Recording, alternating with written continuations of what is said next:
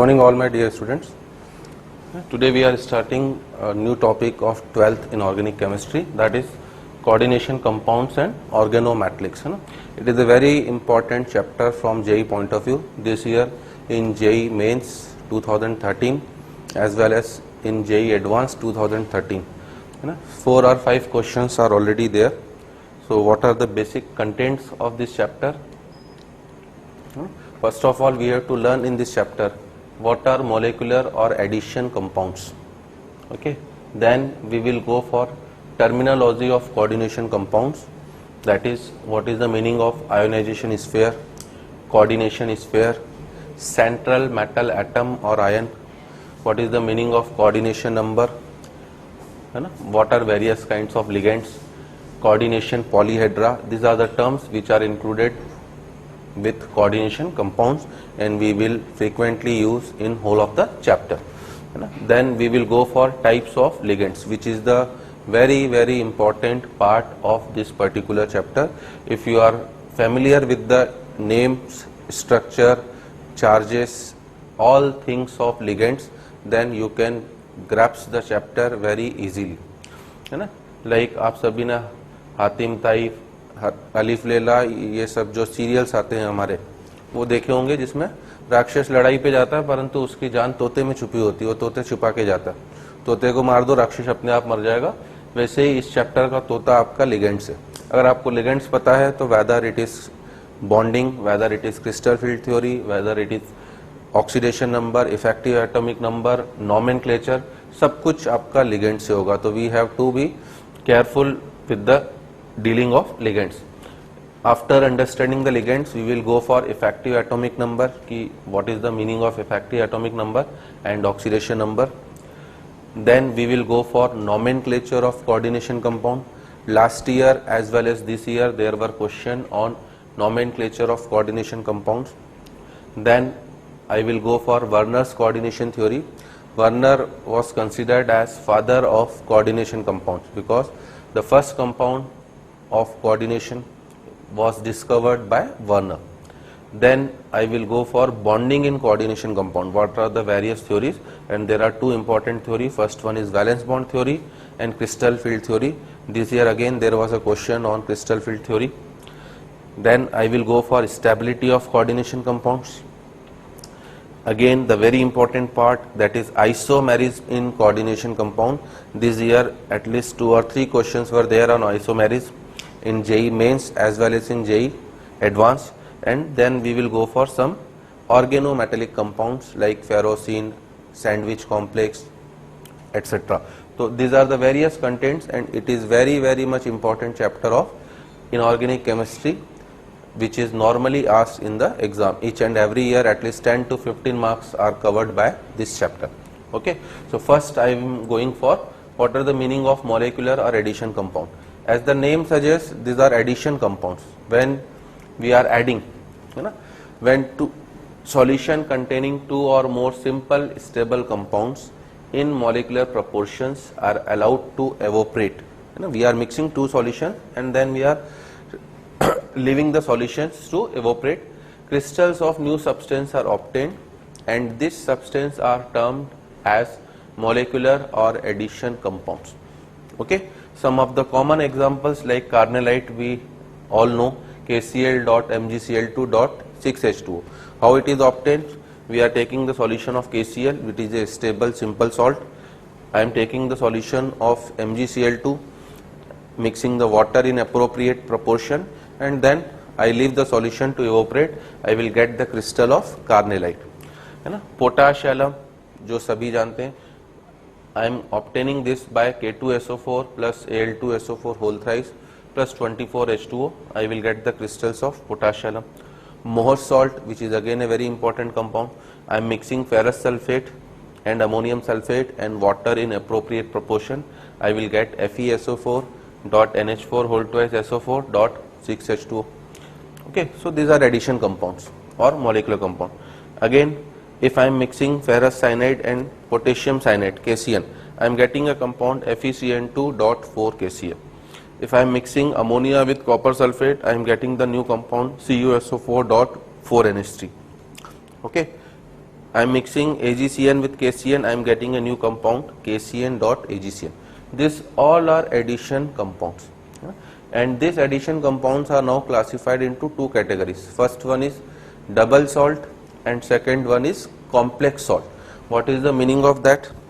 If I am coming to the next part, so if I am coming to double salt, so we have formed 6 addition compounds in the previous sheet, like these are the 6 addition compounds, out of which first 3 are double salt and next 3 are complex salt.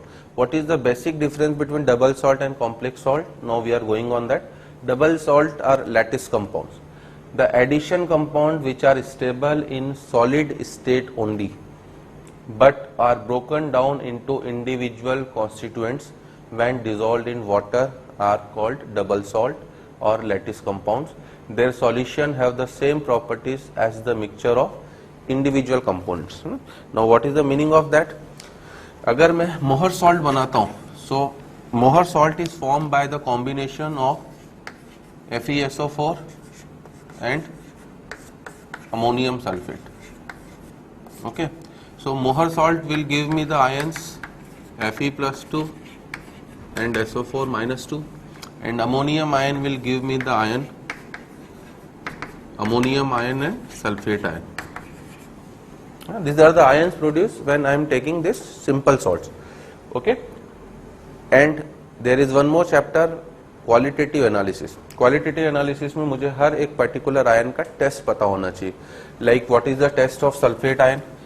कहीं भी आपके पास solution में sulphate ion हो, sulphate ion का most important test होता है कि आप इसमें बैरियम आयन ऐड कर दीजिए. You will immediately get the precipitate of barium sulphate white colour का. तो क्वालिटेटिव एनालिसिस में हमें जो इनऑर्गेनिक का ही चैप्टर है, इस तरह के टेस्ट याद होने चाहिए, जो थोड़ा बहुत यूज मुझे यहाँ पर भी होगा. What is the special test of ammonium ion. आप किसी भी अमोनियम कंपाउंड में अगर बेस मिला देते हो NaOH suppose, you will get the ammoniacal smell, मतलब अमोनिया गैस रिलीज होती है. ठीक है ना. Fe+2 it is not included in our syllabus, but इसका भी टेस्ट मैं करवा सकता हूँ कि मैं Fe+2 को पहले ऑक्सीडाइज करवा दूं by adding any oxidizing agent. It will be converted into Fe+3, और फिर अगर मैं इसके अंदर NaOH डाल देता हूं तो I will get the reddish brown precipitate of ferric hydroxide. तो ये हर एक आयन के इस तरह के इंडिविजुअल टेस्ट होते हैं. ठीक है. अगर ये सॉल्ट्स अकेले अकेले होते तो हर एक आयन अपना इंडिविजुअल टेस्ट होता, बट जब ये एडिशन कंपाउंड डबल सॉल्ट में जा चुके हैं, डबल सॉल्ट का मतलब ही है कि जो केवल और केवल सॉलिड स्टेट में स्टेबल है, अगर आपने उसे पानी में डिसॉल्व करा, it will be broken into simple ions. All this ions, whether it is ammonium sulphate और Fe+2, all this ions are simple ions.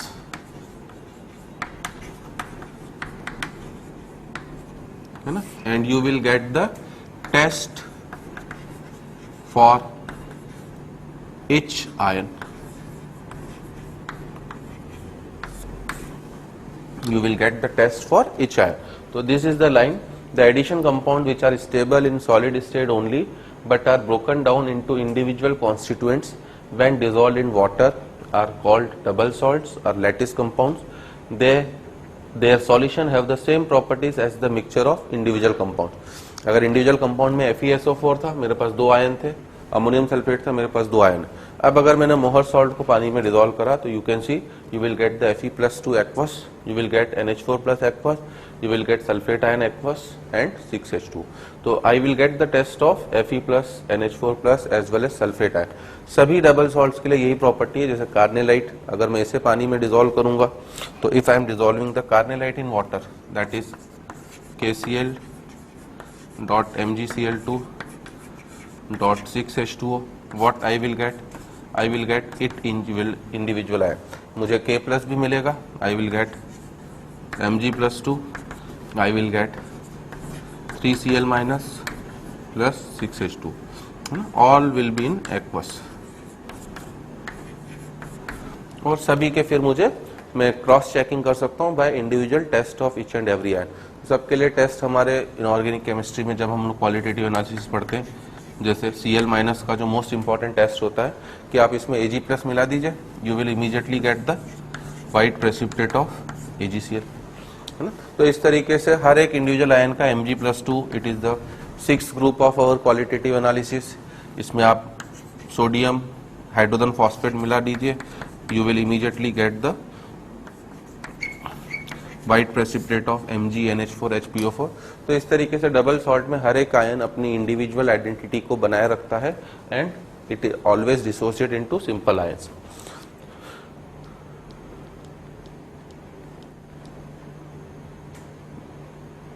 अगर मैं पोटेशियम एलम को पानी में डालता हूं तो मुझे पोटेशियम आयन भी मिलेगा, एल्यूमिनियम आयन भी मिलेगा, as well as sulphate ion. तो this is the basic meaning of double salt. Now what is the meaning of coordination or complex compounds? ये उस तरह के कंपाउंड्स होंगे जो सॉलिड स्टेट में भी स्टेबल हैं as well as in aqueous phase में भी स्टेबल होते हैं, और ऑन डिसॉल्विंग इन वाटर ये आपको कभी भी सिंपल आयंस नहीं देंगे, they will give you complex ions, और इनमें some of the ions will lose their individual identity.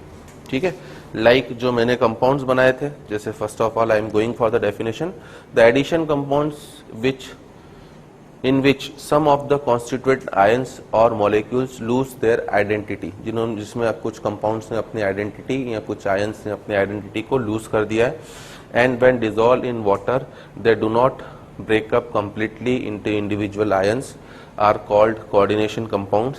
The properties of their solution are different than those of their constituents. तो अगर मैं इनमें जाता हूँ, जैसे अगर मैं किसी पर्टिकुलर एग्जाम्पल को कंसीडर करूं,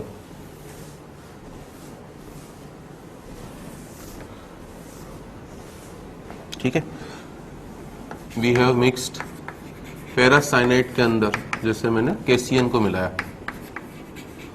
this is also addition compound, जिससे हमने अभी जो लिखने का तरीका था हमारा, हमने इसे लिखा था FeCN2.4 KCN।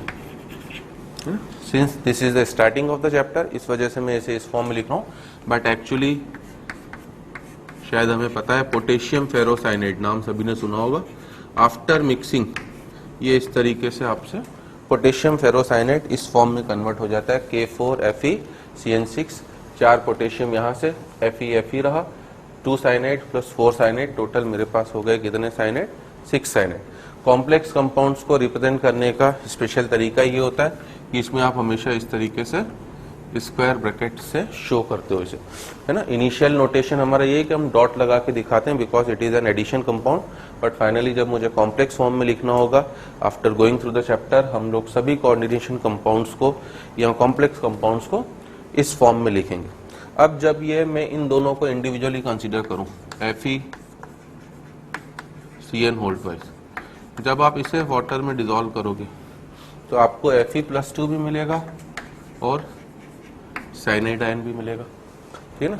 अगर आप KCN को पानी में डिसॉल्व कर रहे हो तो you will get K+ as well as CN-। मतलब इनिशियली मेरे पास अगर ये 2 सिंपल सॉल्ट इंडिविजुअल होते तो I have 3 simple ions, Fe+2 था मेरे पास, K+ था और CN- था, तो I am having this 3 simple ions. But once they combined, एक बार वो कंबाइंड हो गए और अगर उन्होंने कॉम्प्लेक्स सॉल्ट बना दिया तो कॉम्प्लेक्स सॉल्ट की डेफिनेशन ये है कि सम ऑफ द इंडिविजुअल आयंस अपनी आइडेंटिटी को लूज कर देंगे और ये हमेशा ब्रेकअप होगा किसी कॉम्प्लेक्स आयन में। तो अब अगर मैं इसे K4FeCN6 को वाटर में डिसॉल्व करता हूं तो I will get only 2 ions, first one is K+, 4K+, and second one is FeCN6-4 which is ferrocyanide ion. तो अब आप देख सकते हो कि आपको एटलीस्ट एक तो कम से कम कोई ना कोई कॉम्प्लेक्स आयन मिलने वाला है। तो ये कॉम्प्लेक्स आयन है जो फर्दर कभी भी आपका डिसोसिएट Fe+2 और 6Cn- में नहीं होने वाला है। तो इन 2 पर्टिकुलर आयंस ने, Fe+2 ने और साइनाइड आयन ने, अपनी इंडिविजुअल आइडेंटिटी को लूज कर दिया है ना। ओरिजिनली जब दोनों अलग अलग थे आपके पास Fe+2 का भी टेस्ट अवेलेबल था, K+ का भी और साइनाइड आयन का भी, but once they form complex, now you will not get any individual test of Fe+2 and cyanide ion, और इस तरह के कंपाउंड्स को ही हम लोग बुलाते हैं हमारा कॉम्प्लेक्स कंपाउंड। ओके, जैसे अगर आप सेकेंड एग्जांपल के ऊपर जाते हो, this was my first example जो मैंने अभी लिया था। सेकेंड एग्जांपल था मेरा CuSO4 प्लस 4NH3। ओके, तो इसमें मेरे पास कॉपर आयन भी था, सल्फेट आयन भी था, साथ में अमोनिया है। हमने जो इसे लिखा था वो CuSO4.4NH3 एडिशन कंपाउंड की तरह कि दोनों आपस में ऐड हो रहे हैं, but actually again after going through the chapter जो प्रॉपर कंपाउंड होता है coordination compound, it is CuNH3 4SO4। अब मुझे Cu+2 का कोई भी टेस्ट मिलने वाला नहीं है because it is converted into complex ion. अगर मैंने इस पर्टिकुलर को वाटर में डिसॉल्व करा तो I will gate CuNH3 4+2 plus SO4 -2। Copper और अमोनिया ने अपनी इंडिविजुअल आइडेंटिटी को यहाँ पर लूज कर दिया है and I am getting at least one complex ion. This was my second example. Similarly, if I am going for my third example जो था KCN plus AgCN, अगर मुझे एडिशन कंपाउंड के फॉर्म में लिखना हो, इनिशियली मैं बात करूं, मेरे पास K+ भी है, Cn- भी है, AgCN भले रिलेटिवली इनसॉल्युबल है but still I will get some amount of Ag+ as well as Cn-, तो I can perform the test of all three ions K+, Ag+ and Cn-। अगर मैं addition compound के form में इसे लिखता हूं तो इट इज AgCN.KCN, ठीक है ना, बट एक्चुअली कॉम्प्लेक्स फॉर्मेट में it is KAgCN whole types, potassium argento ferrocyanide. और when you are dissolving this compound in water, अब आपको कौन कौन से आयंस मिलेंगे, K+ एंड AgCN2-। मतलब अब न तो आपको Ag+ का टेस्ट मिलने वाला है, न ही आपको साइनाइड आयन का। तो इस तीसरे वाले एग्जांपल में भी दो पर्टिकुलर आयंस ने अपनी इंडिविजुअल आइडेंटिटी को लूज कर दिया है and now you are not getting simple ions, you are getting at least one complex ion. और इस तरह के कंपाउंड्स को हम लोग कोऑर्डिनेशन और complex compounds बोलते हैं। तो once again I am reading the definition: the addition compound in which some of the constituent ions or molecules lose their identity and when dissolved in water they do not break up completely into individual ions are called coordination compounds. The properties of their solution are different than those of their constituents. तो it is the most important definition.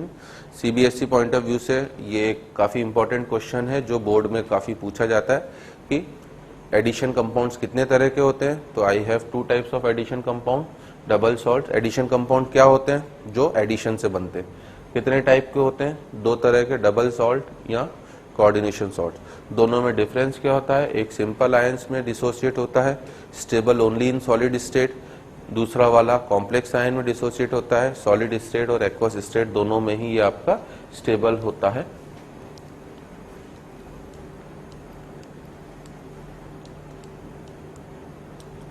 ठीक है, तो इन सभी में आप देख सकते हो जो फर्स्ट एग्जांपल है आपका CuSO4.4NH3, जो एक्चुअल रिप्रेजेंटेशन है it is CuNH3 plus SO4 -2।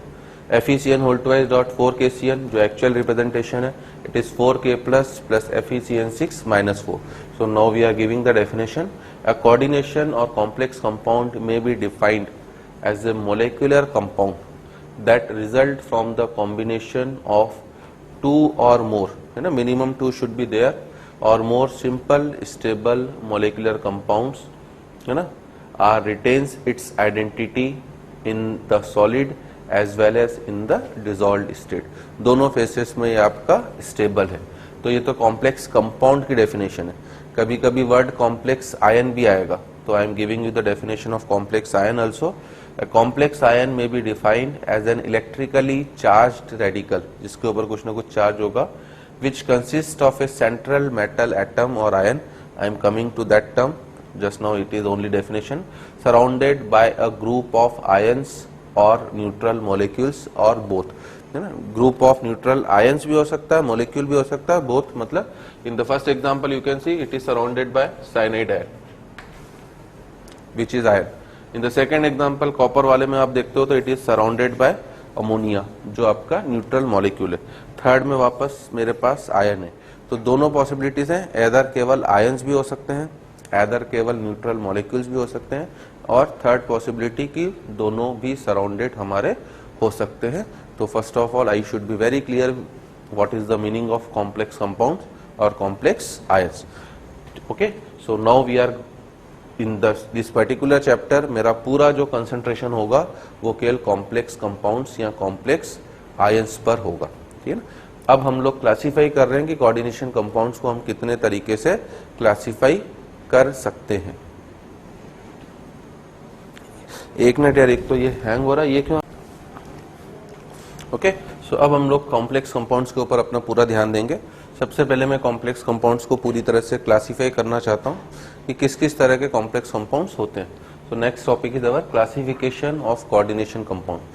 हम लोग किसी भी कॉम्प्लेक्स कंपाउंड को 4 वे में क्लासिफाई कर सकते हैं. केस 1 है मेरा on the basis of nature of ion, और नेचर ऑफ आयन के बेसिस पर कोऑर्डिनेशन कंपाउंड्स मेरे पास 4 तरह के होते हैं ना. What is the meaning of nature of ion, आप इस प्रीवियस एग्जांपल में दे सकते हो. फर्स्ट में जो आपको आयन मिला है वो कॉम्प्लेक्स एनायन है. सेकंड में जो आपको मिल रहा है वो कॉम्प्लेक्स केटायन है. ठीक है ना. तो एक तरह के सॉल्ट होंगे जिनमें आपको कॉम्प्लेक्स केटायन मिलेगा, एक तरह के सॉल्ट होंगे जिनमें कॉम्प्लेक्स एनायन मिलेगा आपको, एक वो तरह के सॉल्ट होते हैं जिनमें आपको दोनों पार्ट कॉम्प्लेक्स मिल सकते हैं, कॉम्प्लेक्स केटायन भी और कॉम्प्लेक्स एनायन भी, और चौथे टाइप के सॉल्ट होंगे जिसमें आपको न्यूट्रल मॉलिक्यूल मिलने वाला है, चार्ज नहीं होगा. तो नेचर ऑफ आयन के बेसिस पर मेरे पास 4 तरीके से क्लासिफिकेशन है. तो मुझे पूरा गो थ्रू होना चाहिए, एक एक चीज कॉम्प्लेक्स कंपाउंड्स के बारे में पता होना चाहिए. तो फर्स्ट इज सिंपल केटायन जिसमें केटायन सिंपल होगा और कॉम्प्लेक्स एनायन होगा सच एज K4FeCN6. और अगर आप इसे तोड़ोगे तो मुझे पता ही है ये किसमें टूटेगा, it will break into 4K+ and FeCN6-4 ना. अब आपको ध्यान रखना है कि स्क्वायर ब्रैकेट के अंदर वाला पार्ट कभी भी डिसोसिएट होने वाला नहीं है. तो आपको कॉम्प्लेक्स एनायन मिल रहा है, इस वजह से this is our first category. Second category complex cation and a simple anion. Cation complex होगा, एनायन सिंपल होगा सच एज CuNH3 4SO4 जो आपके सामने अभी मैंने ब्रेक कराई है कि अगर मैं इसे पानी में डाल दूंगा तो it will break into CuNH3 4+2 and SO4-2. मेरी थर्ड कैटेगरी आएगी जिसमें दोनों पार्ट मेरे कॉम्प्लेक्स होंगे, a complex cation and a complex anion such as this.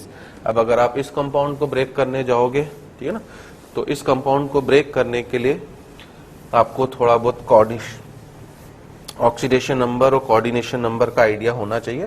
At present जैसे मैं ब्रेक करके बता रहा हूं आपको कि अगर मैं इस पर्टिकुलर कंपाउंड को ब्रेक करता हूं CuNH3 and CrC2O4 whole thrice, तो ये जो अंदर आते हैं ये मेरे लिगेंड्स हैं. अब इसकी ब्रेकिंग का तरीका होगा कि it will break into CuNH3 and plus CrC2O4 whole thrice -3.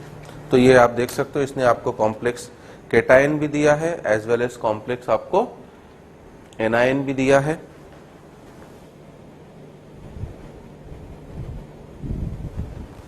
तो ये हमारी थर्ड कैटेगरी है. इस तरह के कॉम्प्लेक्स भी हमारे लिए इंपॉर्टेंट होते हैं. आप सॉल्यूशन एंड कॉलिगेटिव प्रॉपर्टीज पढ़ चुके हो जिसमें वांट ऑफ फैक्टर का यूज आता है ना. तो इन सब कॉम्प्लेक्सेस के हमसे वांट ऑफ फैक्टर भी पूछे जा सकते हैं. जैसे फर्स्ट कॉम्प्लेक्स का अगर मुझसे वांट ऑफ फैक्टर पूछेगा I एज्यूमिंग 100% डिसोसिएशन तो 5 होगा क्योंकि वो टोटल आपको 5 आयन दे रहा है. सेकेंड का पूछेगा तो 2 होगा, 1 CuNH3 4+2 एंड 1 इज SO4-2. इसका भी पूछेगा तो 2 हो जाएगा. ठीक है.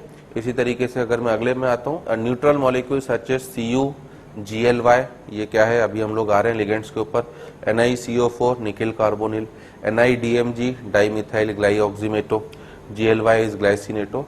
तो फर्स्ट बेसिस पर, नेचर ऑफ आयन के बेसिस पर मेरे कॉम्प्लेक्स सॉल्ट्स 4 तरह के हैं। पहला जिसमें कॉम्प्लेक्स एनायन, दूसरा जिसमें कॉम्प्लेक्स कैटायन, तीसरा जिसमें दोनों पार्ट कॉम्प्लेक्स होंगे, और चौथा जिसमें आपका कॉम्प्लेक्स जो होगा वो मॉलिक्यूल के फॉर्म में होगा, आयन के बेसिस पर नहीं होगा। Now if I am going for the second classification, case 2 ना, सेकेंड क्लासिफिकेशन हम लोग इनकी स्टेबिलिटी के बेसिस पर बताते हैं, on the basis of stability of complex ion, है ना। नॉर्मली सभी कॉम्प्लेक्स आयन स्टेबल होते हैं, बट रिलेटिवली कंपैरिजन में कोई ज्यादा स्टेबल होता है और कोई कम स्टेबल होता है। उस बेसिस पर the coordination compounds are classified into 2 categories. पहले वाले कॉम्प्लेक्स कहलाते हैं हमारे परफेक्ट और पेनिट्रेटिंग कॉम्प्लेक्स। परफेक्ट कॉम्प्लेक्स का मतलब ही है कि जो कॉम्प्लेक्स फॉर्म को कभी भी छोड़ना नहीं चाहेगा, है ना। परफेक्ट का मतलब भी होता है आइडियल। तो ये वो कॉम्प्लेक्स होंगे जिनमें कॉम्प्लेक्स आयन के अंदर प्रेजेंट आयंस कभी भी अपना टेस्ट देने वाले आपको नहीं है। In such complex the complex ion is either completely stable, या तो पूरी तरह से स्टेबल होगा, और very feebly dissociated in the solution. इतना कम डिसोसिएट होगा जिससे आपको उसके इंडिविजुअल आयंस के टेस्ट परफॉर्म करने के लिए सफिशिएंट कंसंट्रेशन मिलने वाला नहीं है, क्योंकि हर आयन का टेस्ट परफॉर्म करने के लिए उसका एक मिनिमम कंसंट्रेशन होना चाहिए। हम लोग बोलते हैं कि NaCl के सॉल्यूशन में AgNO3 मिलाते ही AgCl का व्हाइट प्रेसिपिटेट मिल जाता है, बट ये स्टेटमेंट हमेशा सही नहीं है। मुझे व्हाइट प्रेसिपिटेट तभी मिलेगा जब दोनों आयंस के कंसंट्रेशन Ag+ के और Cl- के सिग्निफिकेंट होंगे, सच दैट इन दोनों आयंस के कंसंट्रेशन का प्रोडक्ट, जिसे हम लोग आयनिक प्रोडक्ट बोलते हैं, वो AgCl के सॉल्युबिलिटी प्रोडक्ट मतलब KSP से ज्यादा हो जाए, जो हम लोग आयनिक इक्विलिब्रियम में डिटेल में पढ़ते हैं। तो इस वजह से टेस्ट हर आयन का मिलने के लिए उस आयन का एक पर्टिकुलर आपका कंसंट्रेशन होना चाहिए। तो परफेक्ट कॉम्प्लेक्स वो होंगे जो डिसोसिएट आपने करवा तो दिए भले जबरदस्ती, जैसे इस पर्टिकुलर पोटेशियम, अगर मैं फेरोसाइनेट की बात करूं K3FeCN6, इनिशियली ब्रेक हुआ 3K+ एंड FeCN6-3। अब ये पर्टिकुलर FeCN6-3 इतना ज्यादा स्टेबल है या इतना कम डिसोसिएट होगा कि आप भले इसे डिसोसिएट करवा दीजिए, Fe+3 और साइनाइड आयन के जो कंसंट्रेशन मिलेंगे, they are not sufficient to perform the test of either ferric ion और cyanide ion। तो इस तरह के कॉम्प्लेक्स हमारा परफेक्ट कॉम्प्लेक्स कहलाएंगे। अब दूसरा इसका अपोजिट बट ऑब्वियस उल्टा हो जाएगा, इम्परफेक्ट और नॉर्मल कॉम्प्लेक्स, ठीक है ना। इसमें जो कॉम्प्लेक्स पार्ट होगा वो इतना सफिशिएंट डिसोसिएट जरूर हो जाएगा जिससे आप पर्टिकुलर आयंस के टेस्ट परफॉर्म कर सके। In such complex the complex ion is less stable or dissociate appreciably in solution, for example K2CdCN4। ये जब आप करते हो तो आपको K2CdCN4 को फर्स्ट ऑफ ऑल आप ब्रेक करो, you will gate 2K+ and CdCN4-2, और जब आप CdCN4-2 को ब्रेक करोगे तो वो appreciably डिसोसिएट हो जाएगा Cd+2 एंड 4 साइनाइड आयन ना। इनऑर्गेनिक में आप जितनी चीजें पढ़ते हो सबका रियल लाइफ में यूज भी होता है आपका। जैसे यहाँ पर जो पर्टिकुलर बताया जा रहा है, जब हम लोग कोऑर्डिनेशन सॉल्ट एनालिसिस को पढ़ेंगे तो कॉपर और कैडमियम दोनों सेम ग्रुप के होते हैं, और क्वालिटेटिव एनालिसिस का पर्पस होता है कि अलग अलग आयन को सेपरेट करना। तो यहाँ पर कॉपर और कैडमियम को आप किस तरह से सेपरेट करते हो, फर्स्ट ऑफ ऑल आप इनमें साइनाइड मिला के दोनों का, मतलब इनफैक्ट KCN मिला देते हैं हम लोग, दोनों का कॉम्प्लेक्स बनाते हैं। कॉपर तो अपना कॉम्प्लेक्स बना देता है K3CuCN4, और कैडमियम अपना कॉम्प्लेक्स बनाता है K2CdCN4, ठीक है। तो अब ये जो कॉम्प्लेक्स बन गए हैं, अब इस कॉम्प्लेक्स में अगर आप H2S गैस पास करवा देते हो तो फर्स्ट केस में तो you will not get anything, मतलब no reaction, but in the second case you will get yellow precipitate, जिससे आप दोनों को डिस्टिंग्विश कर सकते हो। अब ये येलो प्रेसिपिटेट किसका होता है, ये येलो प्रेसिपिटेट होता है आपका कैडमियम सल्फाइड का। और ये कैडमियम सल्फाइड कहाँ से आया, ये इसी रिएक्शन के थ्रू आया, क्योंकि K2CdCN4 जो मेरा कॉम्प्लेक्स है ये एक इम्परफेक्ट कॉम्प्लेक्स है। ये इतना सफिशिएंटली डिसोसिएट हो गया जिससे आपको सफिशिएंट कैडमियम आयन मिले, और जैसे आपने H2S गैस पास करवाई है ना, Cd+2 एंड S-2 ने कंबाइन करा, Cd+2 का कंसंट्रेशन इतना सफिशिएंट था कि मुझे इमीडिएटली कैडमियम सल्फाइड के येलो प्रेसिपिटेट मिल गए, ठीक है ना। तो अब इसमें हम लोग सॉल्ट एनालिसिस का भी थोड़ा सा यूज कर रहे हैं और कॉम्प्लेक्स की स्टेबिलिटी के बारे में भी बात कर रहे हैं। This is our second type of classification जो हमसे पूछा जा सकता है। Now I am going for case 3। Case 3 है आपका कि किस तरह के लिगेंड्स प्रेजेंट है आपके कॉम्प्लेक्स के अंदर, ठीक है ना। अब लिगेंड अगर सभी सेम टाइप के हैं तो वो होमो वर्ड सभी को पता है जिसका मीनिंग होता है सेम, और हिट्रो जिसका मीनिंग होता है डिफरेंट।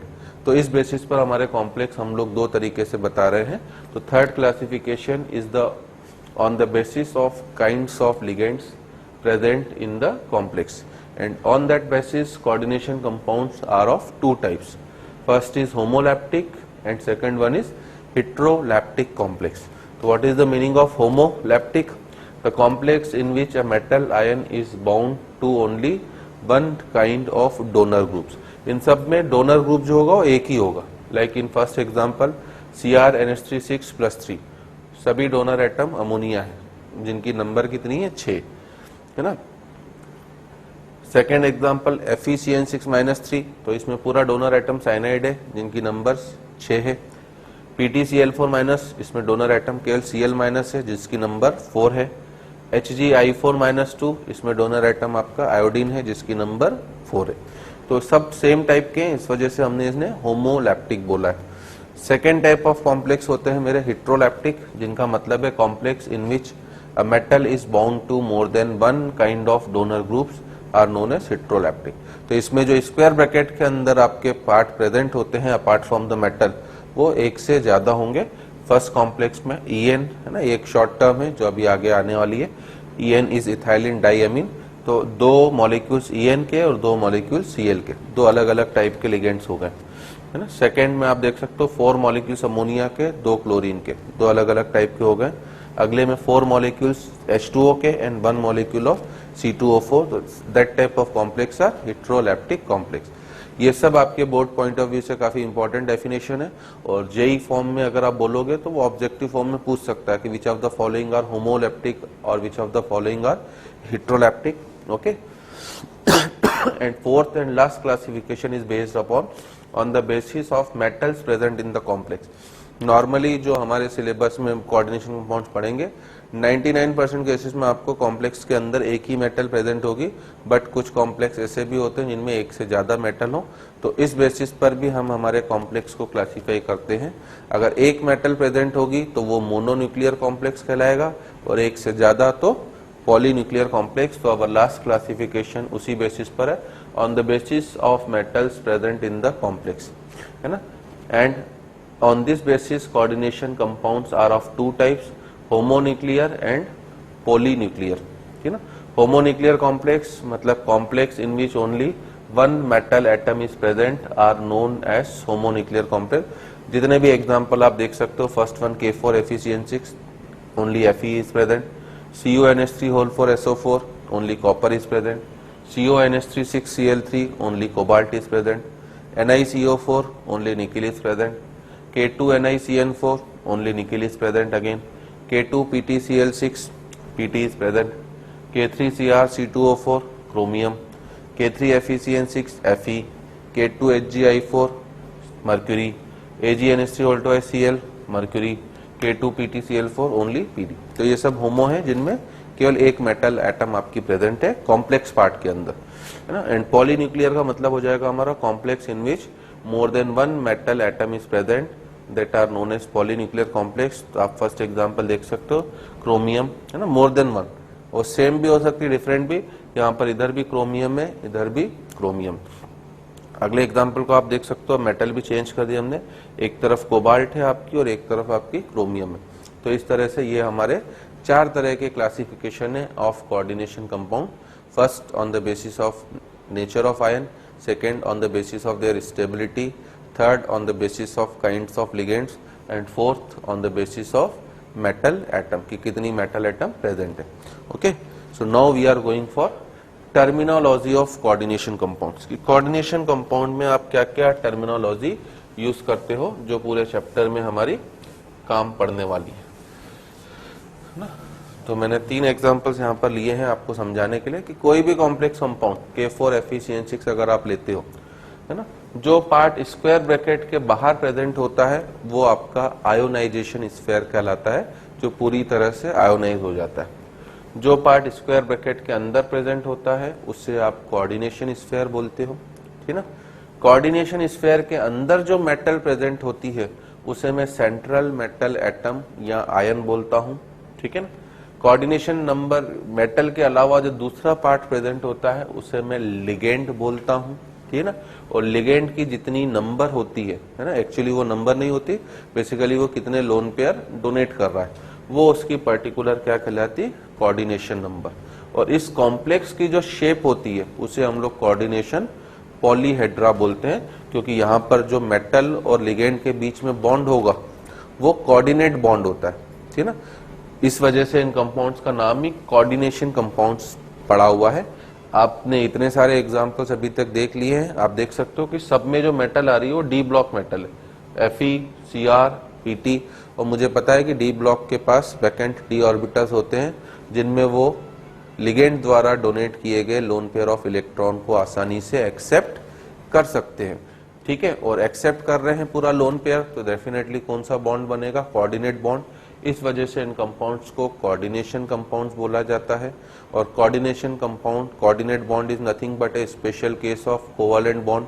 और कोवैलेंट बॉन्ड मुझे पता है डायरेक्शनल नेचर का होता है, तो इन सभी कंपाउंड्स की एक स्पेसिफिक ज्योमेट्री होती है, उसका नाम होता है हमारा कोऑर्डिनेशन पॉलीहेड्रा। तो you have to be clear with all the terms, board point of view से सब टर्म पूछी जाती हैं। अगले एग्जांपल को अगर मैं देखता हूं, CrNH3 अगर मैं आपसे इसमें पूछूं कि आयनाइजेशन स्फीयर में कौन सा आयन प्रेजेंट है, तो आपका जवाब होगा Cl-, क्योंकि अगर मैं इस कॉम्प्लेक्स को तोड़ता हूं, सेकेंड कॉम्प्लेक्स को, है ना, CrNH3 तो अगर मैं इस कॉम्प्लेक्स को ब्रेक करता हूं तो it will break into CrNH3 +3 and 3Cl-। तो हमसे इस तरह के बोर्ड पॉइंट ऑफ व्यू से छोटे छोटे क्वेश्चन एक एक नंबर पूछ सकता है कि इस कॉम्प्लेक्स में आयनाइजेशन स्फीयर में कौन सा आयन प्रेजेंट है, तो आई विल से Cl-, ठीक है ना। इस कॉम्प्लेक्स में सेंट्रल मेटल एटम कौन सी है, तो आई विल से Cr, है ना। इस कॉम्प्लेक्स का कोऑर्डिनेशन कॉम्प्लेक्स आयन या कोऑर्डिनेट आयन स्फीयर कौन सा है, तो इट इज CrNH3 +3। इस कॉम्प्लेक्स में लिगेंड कौन है, तो आई विल से अमोनिया। इस कॉम्प्लेक्स में कोऑर्डिनेशन नंबर कितनी है, तो आई विल से 6, है ना। Effective atomic number, oxidation number, वो सब इनकी अंडरस्टैंडिंग के बाद हमारी आएंगी। तो कॉमन क्वेश्चन इसी तरीके से बनते हैं हमारे, ठीक है ना। अगला कॉम्प्लेक्स में लेता हूं PtNH3 वापस अगर मैं इसकी बात करूं तो आयनाइजेशन स्फीयर में कौन सा आयन प्रेजेंट है मेरा, क्लोराइड आयन। कोऑर्डिनेशन स्फीयर ये कंप्लीट होगा PtNH3 सेंट्रल मेटल एटम मेरे लिए प्लेटिनम है। लिगेंड्स की मैं बात करूं तो इसमें 2 लिगेंड्स है मेरे पास, अमोनिया भी है और Cl2 भी है। और अगर मैं कोऑर्डिनेशन नंबर की बात करूंगा तो 4 + 2 टोटल कोऑर्डिनेशन नंबर हो जाएगी मेरा 6। तो दिस आर द 6 टर्म्स जो बार बार आपकी यूज होने वाली है, ionisation sphere, ligand, coordination sphere, central metal atom, coordination number and coordination polyhedra. So I am giving you the definition of all the terms for your reference. First is ionization sphere, ionizable part of any complex salt and it is present outside square bracket. Square bracket के बाहर का part, चाहे वो cationic part में हो चाहे वो anionic part में, उसे हम लोग आयोनाइजेशन स्फीयर बुलाते हैं। सेकेंड डेफिनेशन है मेरी कोऑर्डिनेशन स्फीयर, जिसका मतलब है non ionisable part of any complex art, वो पार्ट जो आयोनाइजेबल न हो या बिल्कुल काफी कम हो, है ना। वैसे आयोनाइजेबल थोड़ा सा तो होता है बट वो इतना कम होता है कि हम लोग इसे नेग्लेक्ट कर देते हैं। And it is present inside square bracket, तो ये स्क्वायर ब्रैकेट के अंदर वाला पार्ट होता है ना। Third is central metal atom, मैं आगे पूरे चैप्टर में इसे CMA या सेंट्रल मेटल आयन मतलब CMI लिखूंगा। तो इसका मतलब होता है, ये सब डेफिनेशन है जो बोर्ड में पूछी जाएंगी आपसे।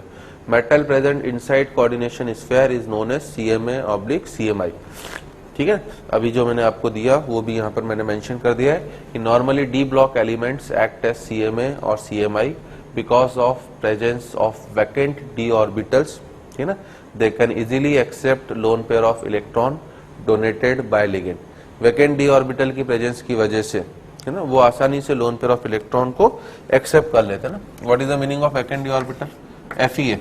अगर मैं Fe के इलेक्ट्रॉनिक कॉन्फ़िगरेशन की बात करता हूँ तो Fe का एटॉमिक नंबर है मेरा 26, तो इसका इलेक्ट्रॉनिक कॉन्फ़िगरेशन होगा Ar that is 18 plus 3d6 24 plus 4s2। तो अब आप देख सकते हो कि इसमें फोर्थ शेल चालू हो चुका है। अब फोर्थ शेल चालू हो गया तो 4p भी होगा, 4d भी होगा, ये 4p वैकेंट है, इसका 4d भी वैकेंट है। तो ये आसानी से लिगेंड द्वारा डोनेट करे गए लोन पेयर ऑफ इलेक्ट्रॉन को एक्सेप्ट कर सकता है। इसी वजह से कोऑर्डिनेशन कंपाउंड्स आप देखेंगे तो सब आपको 99% केसेस में डी ब्लॉक के ही मिलेंगे। ठीक है ना।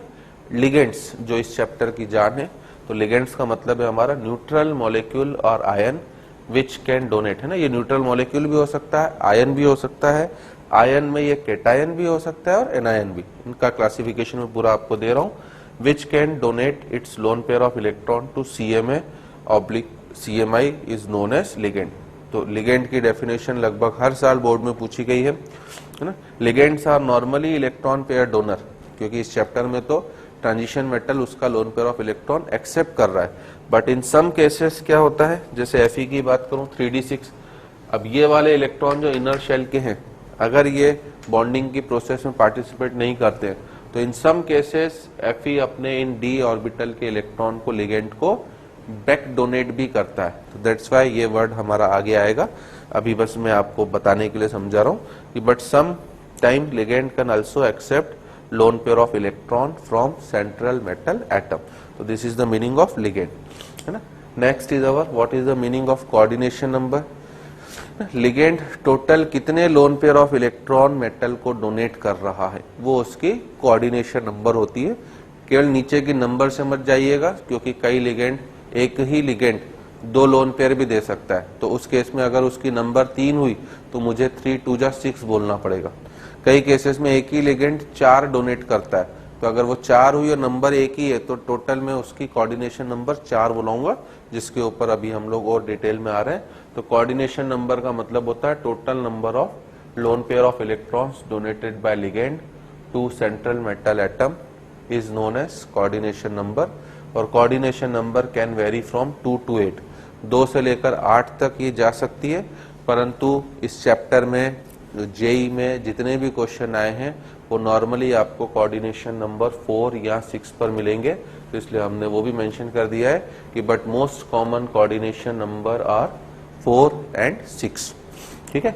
Now I am coming to coordination polyhedra.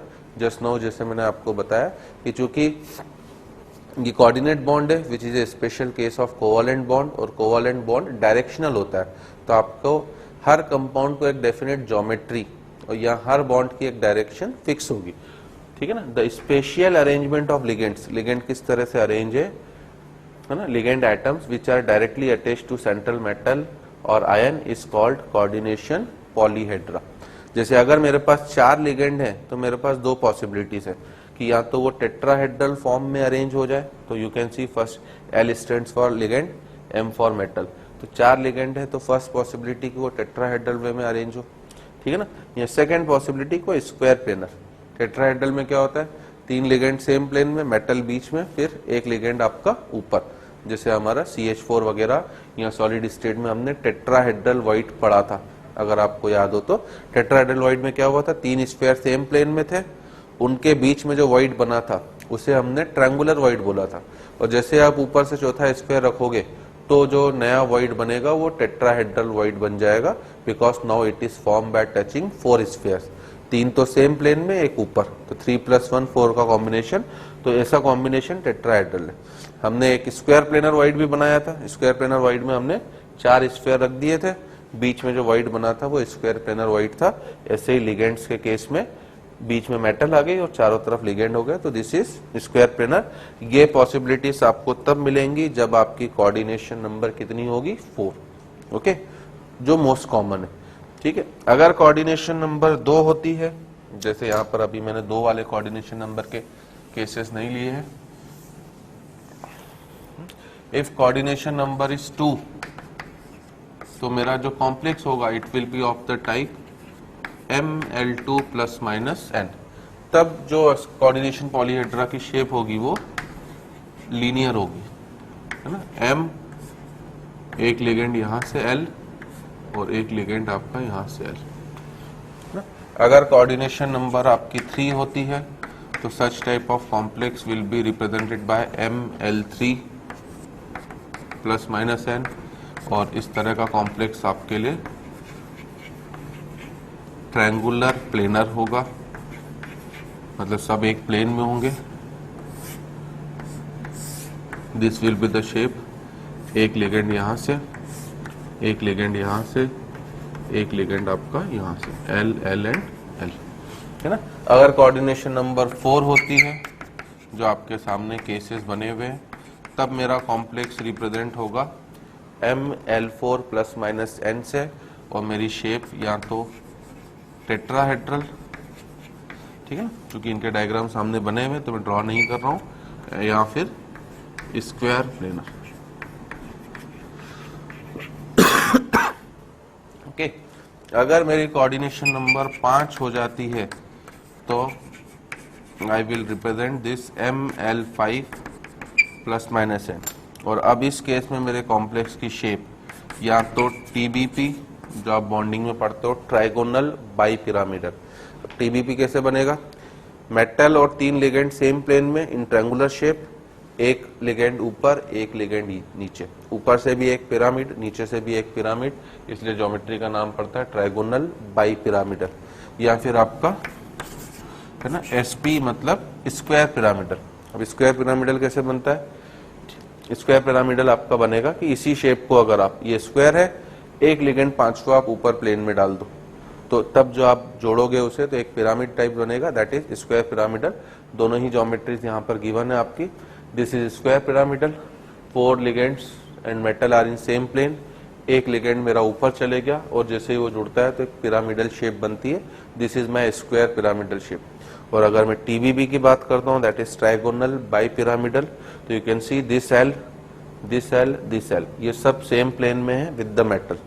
एक लिगेंड ऊपर चले गया 3 ट्रायंगुलर प्लेन में, एक ऊपर एक नीचे, इन दोनों ने पिरामिड बनाया, तो इस वजह से इस शेप को हम लोग ट्राइगोनल बाई पिरामिडल बोलते हैं। और लास्ट पॉसिबिलिटी हो सकती है हमारी कि कोऑर्डिनेशन नंबर 6 हो जाए, तब इस तरह के कॉम्प्लेक्स को आप ML6 प्लस माइनस N से दर्शाते हो, और इस तरह के कॉम्प्लेक्स की शेप हमेशा ही आपकी ऑक्टाहेड्रल होगी, है ना। अब ऑक्टाहेड्रल कैसे बनेगा? अगेन सॉलिड स्टेट में अगर आपका ऑक्टाहेड्रल वाइट ध्यान हो, 4 स्फीयर हमने सेम प्लेन में रखे थे, एक ऊपर और एक नीचे, exactly same. You can see 4 ligands are in same plane with the metal, एक ऊपर और एक नीचे, तो इस तरीके से हमारा ऑक्टाहेड्रल शेप बन जाती है। आउट ऑफ दिस हमारे लिए सबसे इंपॉर्टेंट कोऑर्डिनेशन नंबर 4 और 6 की पॉसिबिलिटी होगी। ओके, तो ये मीनिंग है हमारा कोऑर्डिनेशन पॉलीहेड्रा का। And these are the various terms जो मुझे ध्यान रखनी है। Ionisation sphere, coordination sphere, central metal atom और ion, ligand, coordination number and coordination polyhedra. अब इन सब में जो सबसे पहला डेप्थ में समझाने लायक है दैट इज लिगेंड। तो अब मेरा पूरा कंसंट्रेशन लिगेंड के ऊपर होगा। तो next we are coming for types of ligands. Definition तो मुझे क्लियर हो गई है। एक ऐसा न्यूट्रल मॉलिक्यूल या आयन जो अपना loan pair of electron normally तो डोनेट ही करता है, सम केसेस में एक्सेप्ट वाला केस हम लोग बाद में देख लेंगे। अब मैं किस किस तरीके से लिगेंड्स को क्लासिफाई कर सकता हूं, और ये सब आपको अब याद होना कंपलसरी है for the better understanding of chapter, है ना। लिगेंड्स को हम लोग 5 तरीके से क्लासिफाई करते हैं। नॉर्मली आप बुक्स वगैरह में देखोगे 1 या 2 तरीके होते हैं। मैं पूरे क्लासिफिकेशन को यहीं पे एक्सप्लेन कर देता हूँ। जो मेरा फर्स्ट क्लासिफिकेशन है लिगेंड्स का, that is on the basis of charge. अब चार्ज के बेसिस पे मेरा लिगेंड 3 तरीके का हो सकता है, या तो पॉजिटिवली चार्ज होगा, या नेगेटिवली चार्ज होगा, या फिर वो मेरे लिए न्यूट्रल होगा, ठीक है ना। तो my first classification is on the basis of charge, और on the basis of charge ligands को मैं 3 कैटेगरी में क्लासिफाई कर रहा हूँ, 3 types. First one is negatively charge ligand, ऐसा लिगेंड जिसके ऊपर नेगेटिव चार्ज होगा। This ligands carry negative charge and in IUPAC nomenclature, ठीक है ना। बच्चा जैसे पैदा होता है तो 6 दिन बाद उसका नामकरण करना पड़ता है, छठी जिसे बोलते हैं हम लोग। तो अगर कॉम्प्लेक्स कंपाउंड्स पैदा हो गए तो इनका नाम भी करना पड़ेगा, और नोमेनक्लेचर के ऊपर लगभग हर साल क्वेश्चन आता है। तो मैं नोमेनक्लेचर की हिंट अभी से आपको देते हुए चल रहा हूँ। कि IUPAC नॉमेनक्लेचर में नेगेटिवली चार्ज लिगेंड का जो नाम होगा उसमें हमेशा सफिक्स में O आएगा। जैसे आप सल्फेट बोलते हो तो अब आप उसे सल्फेट न बोल के टर्मिनल ई हटा के सल्फेटो बोलोगे। कार्बोनेट था तो कार्बोनेटो बोलोगे। तो ये हमारे रूल्स हैं नॉमेनक्लेचर के, that I have also remember. तो इसमें दो केसेस हैं। First, anionic ligand ending with ID, है ना, जिनमें ऑक्सीजन नहीं होता है उनमें आईडी आता है। Fluoride, chloride, bromide, iodide are named by replacing ide by suffix ido. मतलब इन जनरल आपको याद रखने के लिए सिंपल तरीका यही है कि आपने ई को रिप्लेस कर दिया किससे, ओ से, ठीक है ना। तो ये आपको कुछ लिगेंड्स मैंने यहाँ पर लिख के समझाए। N3- जिसे हम लोग नाइट्राइड बोलते थे तो अब ये नाइट्राइड हो। Cl- क्लोराइड तो क्लोराइड हो। O2- परऑक्साइड होता था तो परऑक्साइड हो। Br- ब्रोमाइड तो ब्रोमाइड हो, है ना। नेक्स्ट वन इज, है ना, O2-, this is H is not there, by mistake it is there. O2- जो परऑक्साइड आयन होता है, ये sorry OH2- it is correct. जो पर हाइड्रोक्साइड आयन होता है तो उसकी जगह हमारा पर हाइड्रोक्साइडो आयन हो गया है। Cn- साइनाइड होता है तो उसकी जगह हमारा साइनाइडो हो गया है। S- सल्फाइड तो सल्फाइडिडो हो गया है आपका, है ना। O- ऑक्साइड तो ऑक्साइडो। NH- एमाइड तो एमाइडो। OH- आपका हाइड्रोक्साइड तो ये हाइड्रोक्साइडो हो गया है ना। This is our neutral. Complete list में आपको और दे रहा हूं, this are some 4 or 5 example. अब अगर मैं सेकंड में आता हूं, जैसे न्यूट्रल लिगेंड्स ना, ligands which carry no charge, इनके ऊपर कोई भी चार्ज नहीं होगा।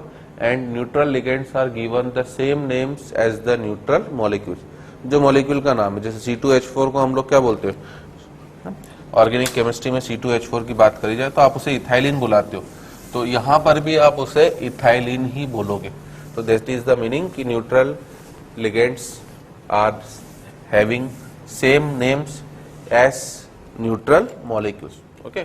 तो अगर मैं C2H4 को इथाइलिन बुलाता हूं तो मैं यहां पर भी C2H4 को इथाइलिन ही बोलूंगा। बट कुछ कुछ के लिए स्पेशल नाम यूज होते हैं, है ना। For example, ethylene diamine as a ligand is named as ethylene diamine in the complex, है ना। However some exception to this rule are, ये आपके एक्सेप्शन है जो आपको याद रखने। H2O को हम लोग एक्वा बुलाते हैं, बाय मिस्टेक इट इज ओ। तो अब मुझे H2O को वाटर नहीं लिखना है कहीं भी, एक्वा। NH3 ये अमोनिया होता है, बट इसे मैं लिखने के लिए अमीन लिखता हूं, AMMINE। आपको स्पेलिंग के साथ पता होना चाहिए, क्योंकि लास्ट ईयर JEE 2012 में क्वेश्चन आया था जिसमें स्पेलिंग का भी यूज करा दिया था।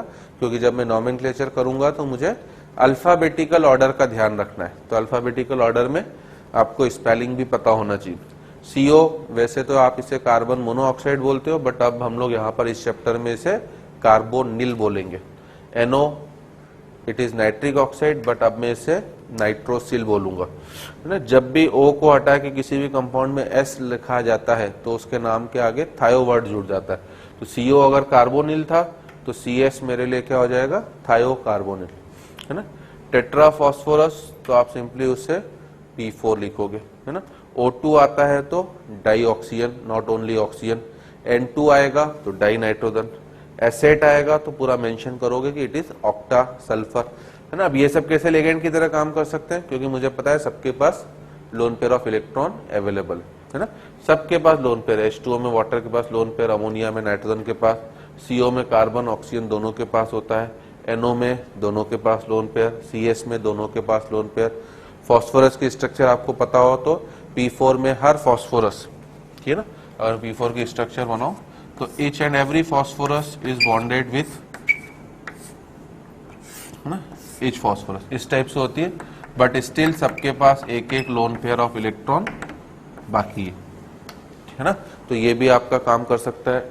ऑक्सीजन O2 मुझे पता ही है, O और O के बीच में double bond. Sulphur asset crown shape होती है इसकी, है ना। क्राउन शेप किस तरह से बनाई जाती है, 2 W बना दिया करो आप,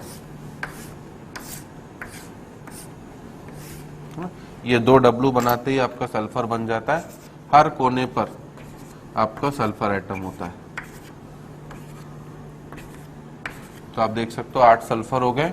अब चूंकि सल्फर के पास 6 इलेक्ट्रॉन होते हैं, दो तो बॉन्ड बनाए उसने, हर सल्फर के पास मेरे पास दो दो लोन पेयर है। तो एसेट इस तरीके से है ना, NH2CONH2, ये नॉर्मल वे में भी यूरिया बोलते हैं, यहाँ पर भी यूरिया है। तो ये स्पेशली फर्स्ट आपके एक्सेप्शंस वाले पार्ट आपको ध्यान रखने हैं। This is our neutral ligand. अब अगर मैं पॉजिटिवली चार्ज लिगेंड पे आ रहा हूं तो ये वो लिगेंड होंगे जिनके ऊपर पॉजिटिव चार्ज होगा, तो ligands which carry positive charge. और अब IUPAC नोमेनक्लेचर में their name ends with IUM, आपको सफिक्स में IUM लगाना होगा, जैसे NO+, तो नाइट्रोसीलियम है ना। NH2NH2 अगर मुझे पता हो तो NH2NH2 मेरे लिए हाइड्राजीन होता है ना। तो इसके लिए मुझे इनऑर्गेनिक के लगभग सभी कंपाउंड्स काफी हद तक पता होने चाहिए, मोस्ट कॉमन वाले ये हाइड्राजीन है। अब इसमें नाइट्रोजन के पास लोन पेयर तो है ही, अगर नाइट्रोजन ने अपना एक लोन पेयर H+ को दे दिया तो मेरा जो नया कंपाउंड बनाएगा इट इज NH2NH3+, और इस वजह से मैं अब इसका नाम रख दूंगा हाइड्राजीनियम। दो वॉवेल एक साथ आते हैं, ई और आई भी आ रहा है, तो ई हट के बस उसकी जगह मेरा IUM लग दिया है। ऐसे आप और भी काफी सारे बोल सकते हो, Cl+, तो Cl+ आपके लिए हो जाएगा क्लोरोनियम। आप चाहो तो Br+ को भी इंक्लूड कर सकते हो, विच इज योर ब्रोमोनियम, जो आप ऑर्गेनिक केमिस्ट्री में करते भी हो। NO2+, it is your nitronium. Okay, क्या मैं अमोनियम आयन को यहां पर ले सकता हूं, NH4+ को, है ना, जो क्रॉस क्वेश्चनिंग में छोटे छोटे क्वेश्चन बनते हैं। आज की क्लास तो मैं पूरी थ्योरी एक्सप्लेन कर रहा हूँ, कुछ कुछ क्वेश्चन आप NH4+ को यहाँ पर इंक्लूड नहीं कर सकते, है ना। Why I can not include NH4+, ठीक है ना, क्यों? अमोनिया के पास एक ही तो लोन पेयर था,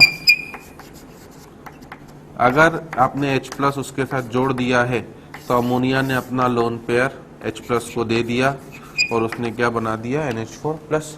अब इसके पास कोई भी लोन पेयर नहीं बचा है ना। यहाँ पे मैं जो भी एग्जांपल ले रहा हूँ आप देख सकते हो, हाइड्रोजन में एक लोन पेयर तो चले गया, एक लोन पेयर अभी भी बाकी है, तो ये डोनेट कर सकता है। Cl+, क्लोरीन के पास 7 इलेक्ट्रॉन होते हैं लास्ट ऑर्बिटल में, लास्ट वैलेंस शेल में, एक भले उसने डोनेट कर दिया तब भी इसके पास लोन पेयर बाकी है। Br+ में भी, NO2+ में भी, नाइट्रोजन के पास, ऑक्सीजन के पास, तो इन सब के पास लोन पेयर हैं। तो आपके पॉजिटिवली चार्ज वाले को देख के लिगेंड मत बोल दीजिएगा, उसके पास लोन पेयर का होना कंपलसरी है।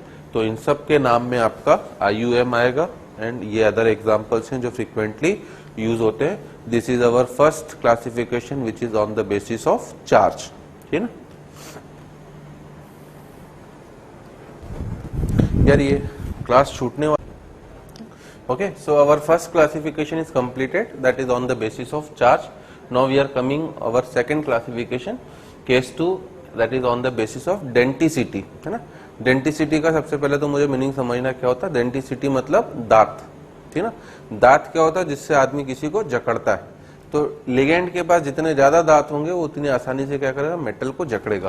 तो डेंटिसिटी का मतलब ही यह है, total number of lone pair of electron available with ligand is known as its denticity. Actually not only available बोलना चाहिए मुझे, एक्चुअल वर्ड जो होता है डेफिनेशन लिखते वक्त तो आप यही लिखोगे, total number of lone pair जो वो उसे डोनेट कर रहा है, ठीक है ना। अगर केवल डेंटिसिटी पूछेगा तब तो आप टोटल कितने लोन पेयर है वो बताओगे, बट कोऑर्डिनेशन नंबर के लिए आपको केयरफुल रहना पड़ेगा कि आखिर वो डोनेट कितना कर रहा है। बिकॉज इन सम केसेस हो सकता है कि लिगेंड के पास, जैसे H2O के पास अवेलेबल तो 2 लोन पेयर हैं ऑक्सीजन के पास, बट H2O हमेशा केवल ऑक्सीजन, मुझे पता है, एक ही लोन पेयर डोनेट करता है, क्योंकि एक लोन पेयर डोनेट करते ही H2O में ऑक्सीजन के ऊपर पॉजिटिव चार्ज आ जाएगा। अब वो दूसरा लोन पेयर कभी भी फर्दर डोनेट नहीं कर सकता है। तो मैं H2O की डेंटिसिटी जो बोलूंगा वो 1 बोलूंगा, न कि 2 बोलूंगा, है ना। तो be careful regarding the word, definition में तो यही बोला जाता है। और this is the major important आपका क्लासिफिकेशन।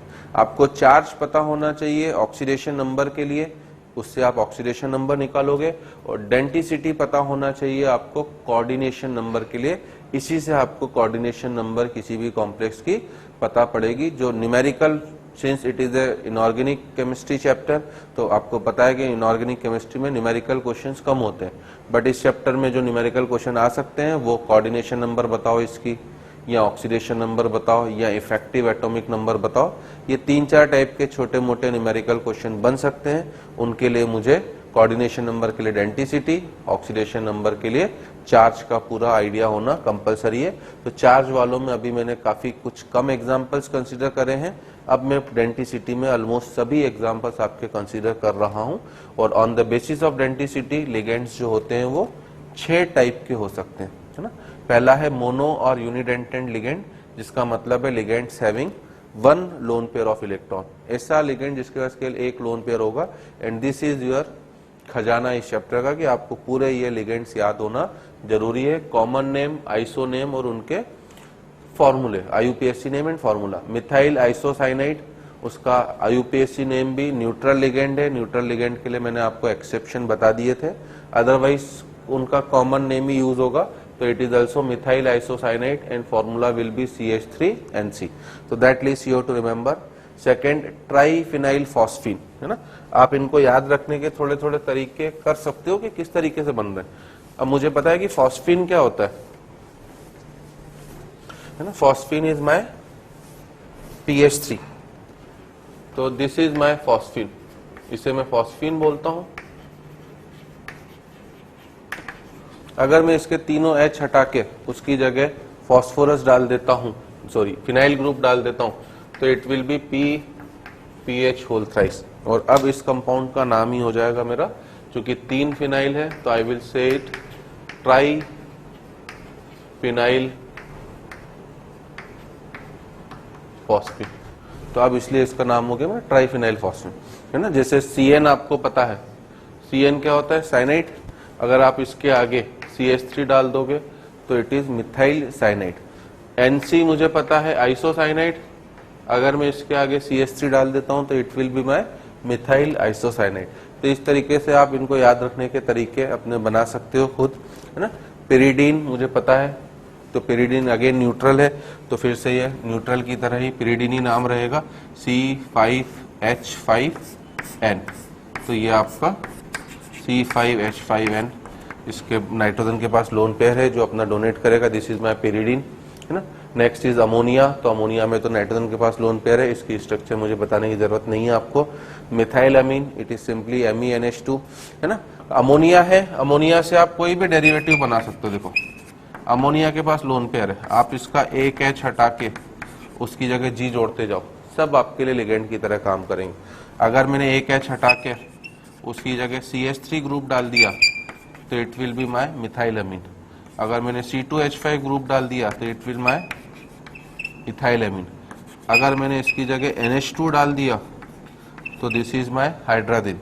अगर मैंने इसकी जगह OH डाल दिया तो इट इज माय हाइड्रोक्सिल अमीन। सब लिगेंड की तरह काम करेंगे, सबके नाम आप यहां से आसानी से बना सकते हो। अगर आपने इसकी जगह फिनाइल ग्रुप डाल दिया तो इट इज योर एनिलीन। तो ammonia and all of its derivatives इस चैप्टर के लिए काफी बढ़िया लिगेंड्स की तरह काम करते हैं जिनके नाम आप आसानी से याद रख सकते हो, मिथाइल अमीन, इथाइल अमीन, हाइड्राजीन, हाइड्रोक्सिल अमीन, ठीक है ना, aniline. Okay, next is our water. Aqua और एक्वो दोनों बोल सकते हैं, कॉमनली एक्वा यूज होता है, H2O, इसमें मुझे बताने की कोई जरूरत है नहीं। Carbonyl, that is your CO, thiocarbonyl, that is your CS, nitrosyl, that is my NO। अगला फ्लोरो, कॉमन नेम फ्लोरो है ना। IUPAC नेम में फ्लोरो भी यूज होता है, फ्लोराइडो भी, बट आजकल IUPAC ने रिकमेंड कर रहा है कि जो उसका पूरा नाम था, फ्लोराइड नाम था, आप उसका E हटा के वो डालो, तो फ्लोराइडो पूरा नाम आपको यूज करना है, F-। क्लोरो तो हम लोग क्लोराइडो यूज करेंगे, Cl-। Bromo we will use bromido, that is Br-। Iodo we will use iodido, that is my I-। Cyano जिसे आप साइनाइडो भी बोल सकते हो, और साइनाइडो C, है ना। What is the meaning of cyanido C? अगर मैं साइनाइड की स्ट्रक्चर पर जाता हूं तो साइनाइड की स्ट्रक्चर है C- ट्रिपल बॉन्ड N, ठीक है। आप देख सकते हो यहां पर कार्बन के पास भी लोन पेयर है, नेगेटिव चार्ज का मतलब लोन पेयर, नाइट्रोजन के पास भी लोन पेयर है। तो मेरे लिए डोनर एटम कार्बन भी हो सकता है और मेरा डोनर एटम नाइट्रोजन भी हो सकता है ना। एक्चुअल डिफरेंस ये है कि जब आप CN से डोनेट करवाते हो तो आप उसे साइनाइडो बोलते हो, जब नाइट्रोजन से डोनेट कराते हो तो ऑर्गेनिक केमिस्ट्री में आपने देखा होगा कि आप उसे आइसोसाइनाइडो बुलाते हो। तो एक CN हो गया आपका, एक NC हो गया, दैट इज आइसोसाइनाइडो। बट यहाँ पर कोऑर्डिनेशन कंपाउंड्स ने IUPAC ने रिकमेंड कर दिया है कि आप दोनों को ही साइनाइडो बुलाओ, बस इतना कर दो कि लिंकिंग एटम कौन सा है वो बता दो। तो साइनाइडो हाइफन दे के C लिखने का मतलब है, ये नया कन्वेंशन है, IUPAC आजकल इसे रिकमेंड करता है। साइनाइडो C का मतलब है कि लिगेंड तो साइनाइडो है जिसमें लिंकिंग एटम मेरा कार्बन है। और अगर साइनाइडो N होता, जैसे अगला वाला आप नेक्स्ट एग्जांपल दे सकते हो, आइसोसाइनो, जिसे ऑर्गेनिक में तो आइसोसाइनाइड ही बुलाते हो, यहाँ पर भी आप बोल सकते हो आइसोसाइनाइडो, बट स्टार इसलिए लगा हुआ है कि JEE वाला आजकल IUPAC वाला रिकमेंड करता है कि आप इसे साइनाइडो N बुलाओ, दैट इज N बॉन्डेड, तो it is my NC minus, है ना। नेक्स्ट इज थायोसाइनो, CN था, इसमें S जुड़ गया तो मैंने आपसे बोला थायो वर्ड आ जाएगा, तो आप इसे थायोसाइनेटो, ओके। तो यहाँ पर चूंकि सल्फर आ गया है इसलिए ऑक्सीजन जहां पर भी आएगा ATE या ITE वर्ड आ जाता है, सल्फेट, सल्फाइट, ठीक है ना। और ऑक्सीजन की जगह सल्फर होगा तो थायो लग जाएगा। तो दिस इज माई थायोसाइनेटो, इसमें भी वो वापस वही है, यहाँ तो सल्फर के थ्रू बॉन्डिंग हो सकती है आपकी, या फिर आपकी बॉन्डिंग हो सकती है किसके थ्रू, नाइट्रोजन के थ्रू, ठीक है ना। अगर मैं इसकी स्ट्रक्चर में जाता हूँ SCN, तो इट इज अगेन S के ऊपर minus charge, single bond C, triple bond N, this is my thiocyanato. S के थ्रू जाओगे तो थायोसाइनेटो S, N के थ्रू जाओगे तो ओल्ड कन्वेंशन के हिसाब से आइसोथायोसाइनेटो, बट अब हम लोग इसे साइनेटो ही बोलकर थायोसाइनेटो ही बोलकर साथ में N लिख देंगे। तो आप अगला वाला जो देखेंगे उसमें वही होगा आइसोथायोसाइनेटो, जो ओल्ड कन्वेंशन है, but in the new convention I will call it as thiocyanato और N, मतलब ये नाइट्रोजन के थ्रू बॉन्डेड है, ओके। नेक्स्ट है मेरा सायोनेटो, बस ऑक्सीजन की जगह अगर यहाँ सल्फर की जगह अगर यहाँ ऑक्सीजन आ जाता है तो that is cyanato OCN minus, oxygen bonded. और अगर उसमें नाइट्रोजन के थ्रू बॉन्डेड होगा तो आइसो वर्ड जुड़ेगा, बट नई टर्मिनोलॉजी के हिसाब से it will be cyanato N bonded, मतलब लिखते वक्त मैं उसे NCO माइनस लिखूंगा, है ना। हाइड्रोक्सो, तो आप इसे हाइड्रोक्सो भी बोल सकते हो, बट की नई टर्मिनोलॉजी में वापस हाइड्रोक्साइड था, उसके आगे O लग गया तो हाइड्रोक्साइड हो, दैट इज OH माइनस, है ना। नाइट्रो फिर से आप देख सकते हो 2 बार है। What is the structure of nitro, it is NO2 minus, है ना, N डबल बॉन्ड O और O माइनस। तो मेरे पास नाइट्रोजन के पास भी लोन पेयर है एज वेल एज मेरे पास ऑक्सीजन के पास भी लोन पेयर है, ठीक है ना। ऑर्गेनिक केमिस्ट्री में आपको पता होगा कि एक को नाइट्रो बोला जाता है जब N डोनेट करता है, एक को नाइट्राइटो बोला जाता है, तो वो कॉमन नेम भी लिखे हुए हैं यहाँ पर आपके पास। This is your complete list that you have to remember.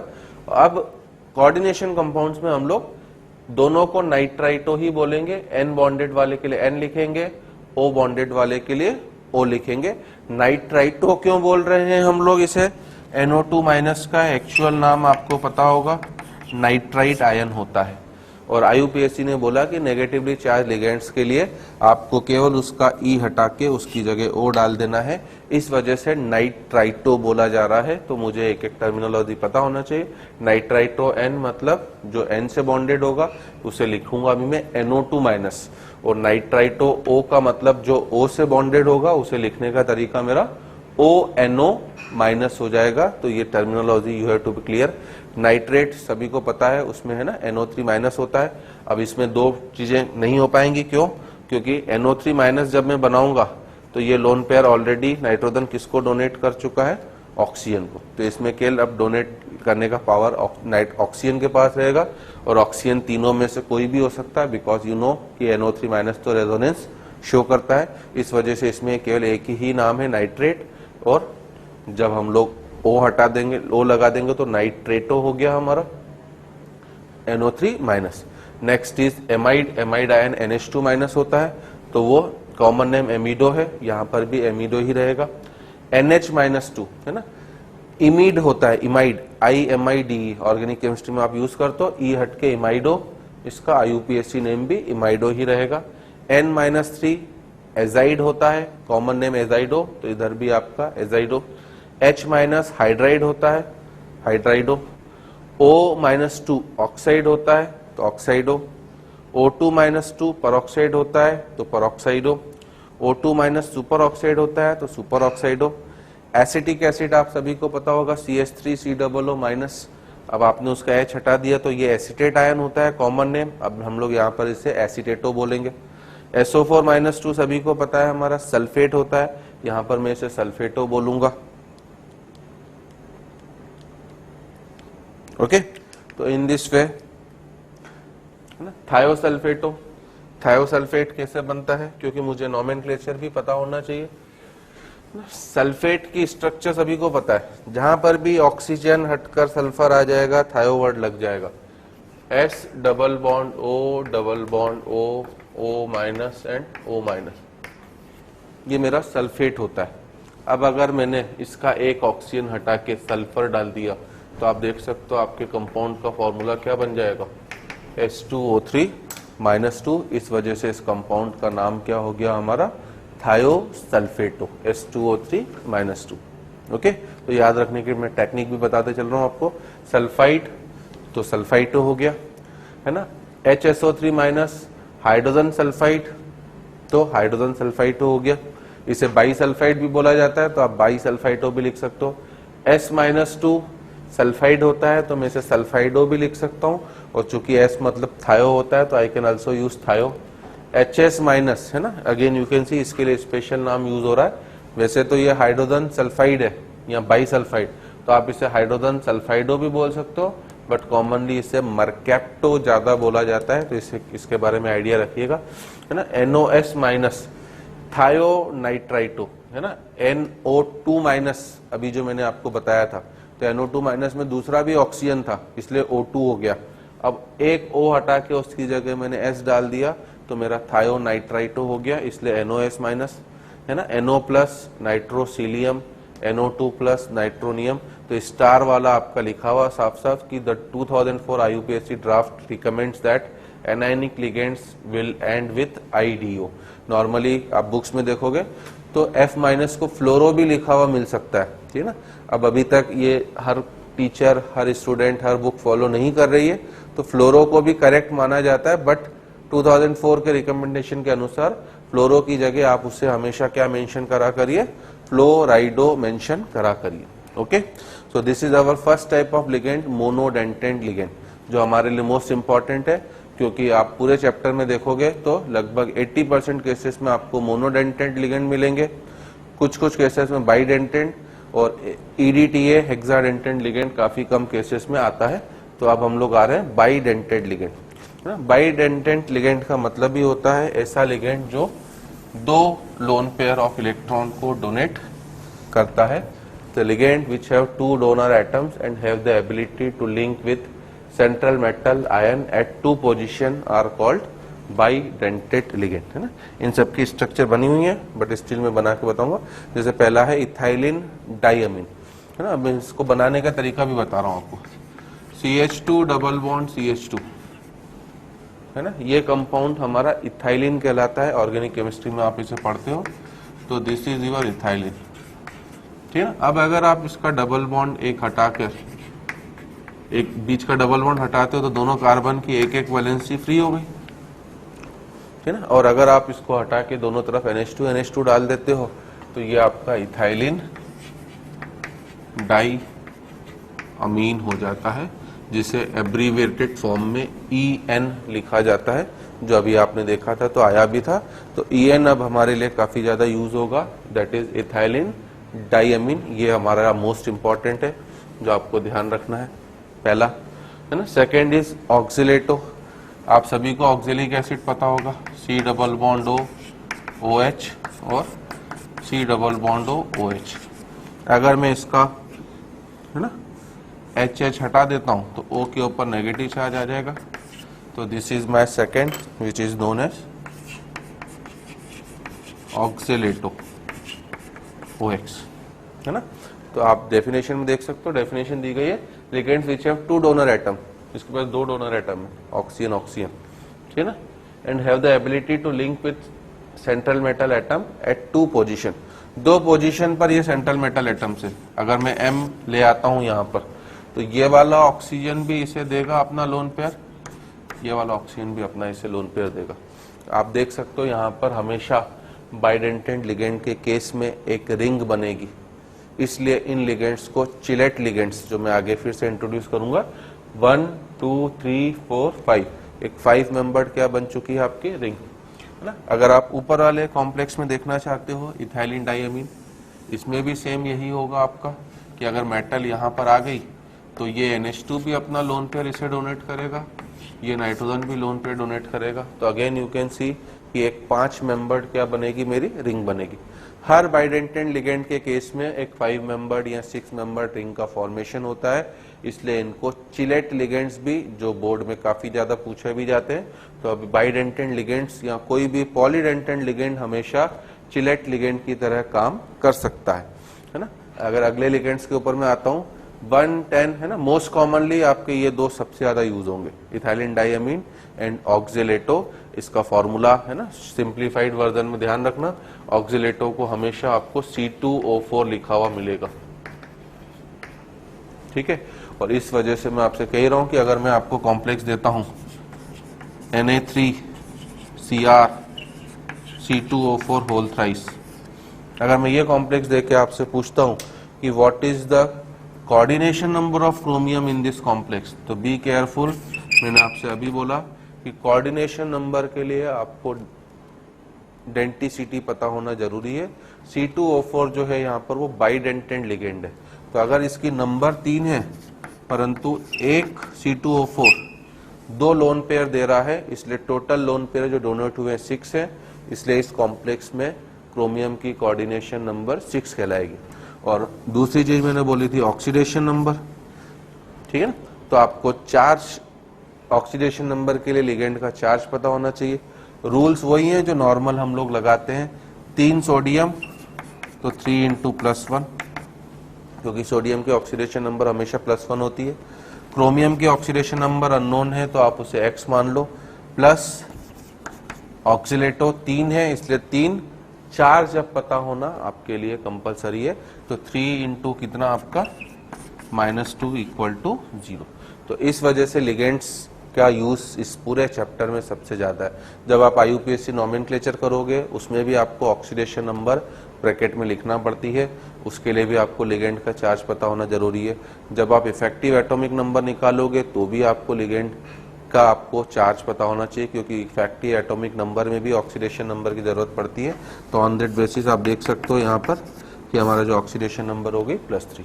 तो ये लिगेंड्स का यूज है डेंटिसिटी का कोऑर्डिनेशन नंबर में, चार्ज का इन ऑक्सीडेशन नंबर। तो this 2 are the most important, EN और OX आपको लिखे हुए मिलेंगे। इसके अलावा जो थोड़े रिलेटिवली लेस इंपॉर्टेंट है, 110 फिनोल्फ्थोलिन, शॉर्टकट में PHEN बोला जाता है। ऑर्गेनिक केमिस्ट्री में आपको पता होगा, बस दोनों डोनर एटम आ गए ना। तो 110 क्यों बोला जाता है, क्योंकि ऑर्गेनिक केमिस्ट्री में आपको पता होगा कि नंबरिंग जो होती है वो किसी भी हेटेरो एटम से चालू होती है। तो एक बार आपने इसको 1 बोल दिया तो उसके बाद जब आप नंबरिंग करना चालू करोगे ना, तो 1 के बाद जब नंबरिंग क्लॉकवाइज तरीके से चालू करोगे तो ये आपका 10th पोजीशन पे आएगा। That's why it is 110 phenolphthalein. Next compound GLY, ये भी यूज होता है रिलेटिवली थोड़ा ना, ये आपका ग्लाइसिनेटो है। अब इसको याद रखने का तरीका क्या है, ग्लाइसिनेटो को मैं कैसे याद रखूंगा, एसीटेटो आयन तो मुझे पता है, CH3COO-, ये एसीटेटो आयन है। आप इसका एक H हटा के उसकी जगह NH2 ग्रुप जोड़ दीजिए तो ये आपका ग्लाइसिनेटो बन जाता है, ठीक है ना। ग्लाइसिनेटो में एक डोनर एटम नाइट्रोजन है आपका और एक डोनर एटम आपका ऑक्सीजन। अब यहाँ पे देखिए एक और अच्छी चीज आती है कि बाइडेंटेंट लिगेंड को हम लोग 2 कैटेगरीज में बांटते हैं, सिमेट्रिक और अनसिमेट्रिक। सिमेट्रिक लिगेंड का मतलब होता है ऐसा लिगेंड जो आप 2 इक्वल हाफ में डिवाइड कर सकते हो, NH2 CH2 CH2 NH2। आप इसे देखो तो इसे मैं आसानी से 2 इक्वल हाफ में डिवाइड कर सकता हूं।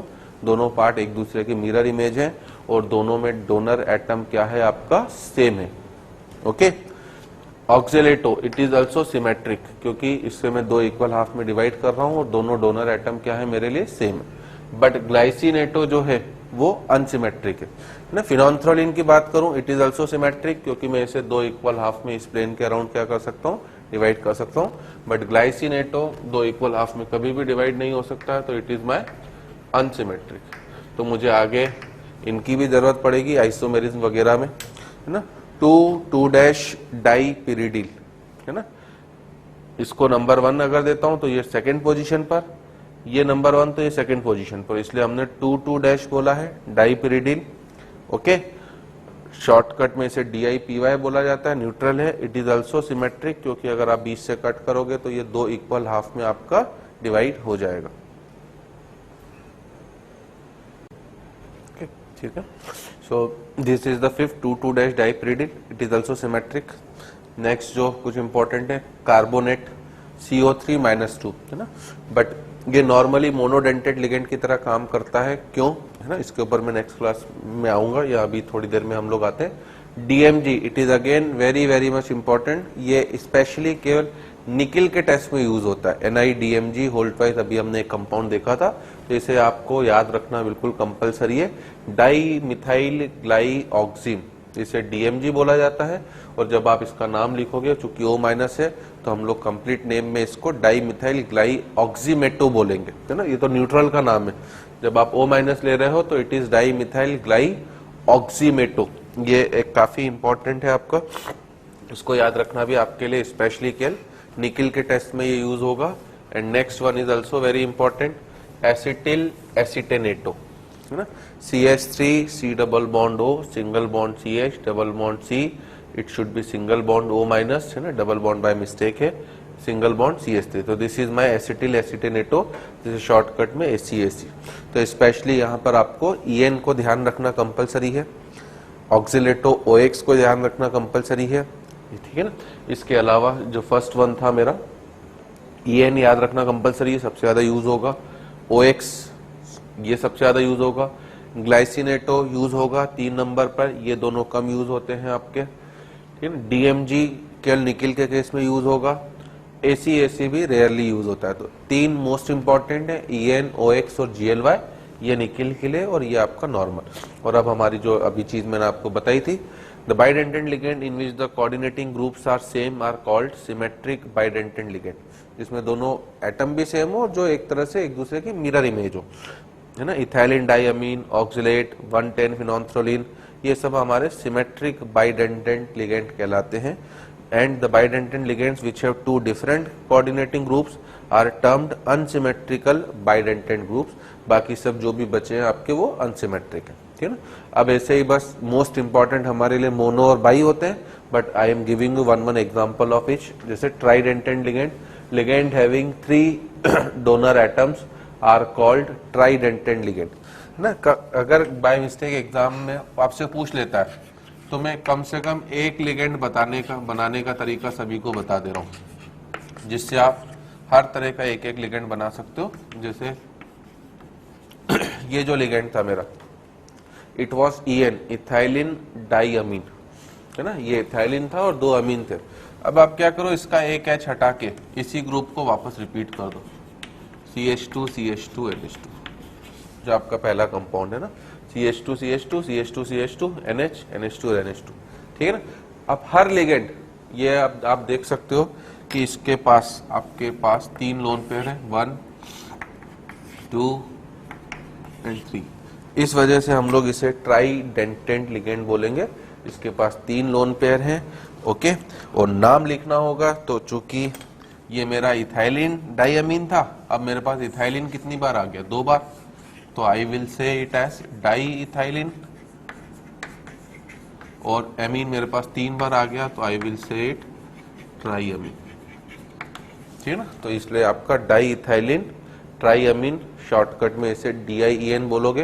तो एटलीस्ट कभी बोर्ड एग्जाम में आपसे एक एग्जाम्पल पूछे हर लिगेंड का, अब आप सबको बना सकते हो। टेट्रा बनाना होगा तो फिर आप इसी को आगे बढ़ा सकते हो, ठीक है ना। अब जब ये डोनेट करेगा मेटल को, मेटल यहां से आई, तो ये भी डोनेट होगा, ये भी डोनेट होगा, ये भी डोनेट होगा। तो यू कैन सी कि इसमें कितनी रिंग बन रही हैं आपकी, 2 रिंग। दोनों कितने मेंबर्ड है, 1 2 3 4 5, तो पहली रिंग ये है आपकी, दूसरी रिंग ये है। तो कोई भी पॉलीडेंटेट लिगेंड हो, वेदर इट इज बाई के आगे कुछ भी हो, वो हमेशा रिंग बनाता है। इसलिए इन लिगेंड्स को चिलेट लिगेंड भी बोला जाता है। चिलेट का मतलब ही होता है, चिलेट कॉम्प्लेक्स शायद आपने ऑर्गेनिक केमिस्ट्री में भी सुना होगा। चिलेट का मतलब ही होता है process of ring formation. Okay, तो एक एग्जांपल ट्राइडेंटेट लिगेंड का जो मैंने एक्सप्लेन करा है। आप अगला एग्जांपल, आपने 2,2- डाइपिरिडिल तो लिया ही था, उसको आप इस तरीके से ले सकते हो ना। फिगर अगर आपको कम्बरसम लगे तो आप सबको सेम प्लेन एक साथ जोड़ दो।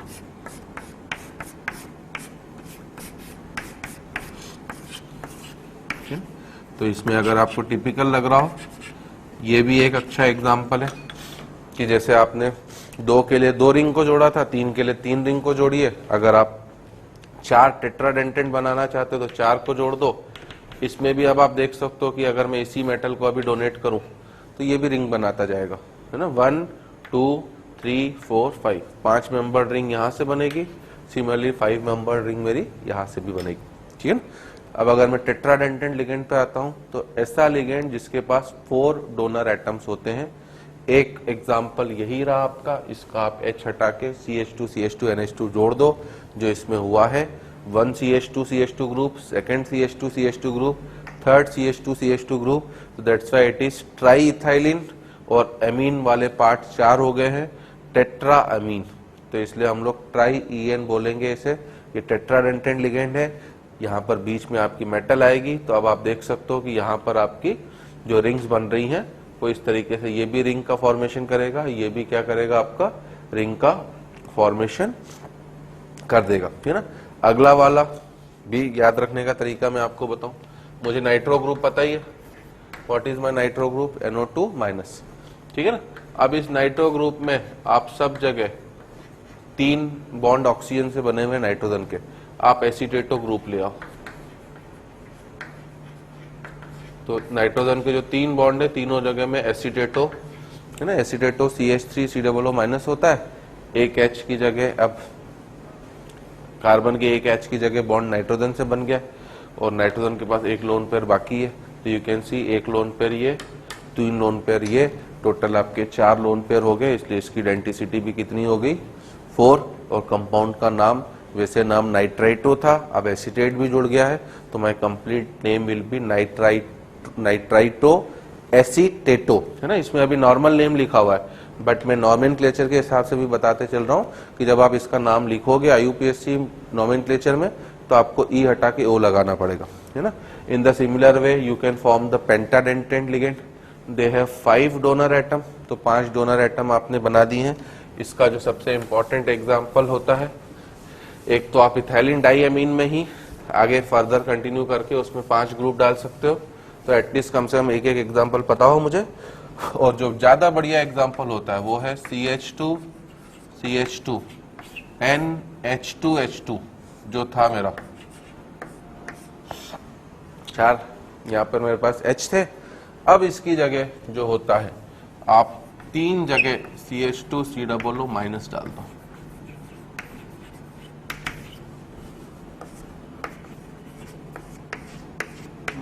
और एक जगह H ही रहने दो। तो now you can C, 1 denticity, 2 denticity, 3 denticity, 4 denticity, 5 denticity. तो इसकी डेंटिसिटी 5 हो गई, ठीक है। और इसको अब आप जो नाम दोगे वो इथाइलिन डाइअमीन तो था ही, इसमें तो कोई चेंज हुआ नहीं है। साथ में क्या हो गया, 3 कौन से ग्रुप आ गए आपके, एसीटेटो। तो that's why this name will be ethylene diamine tri acetato, जिसे EDTA-3 से डिनोट करा जाता है, ठीक है ना।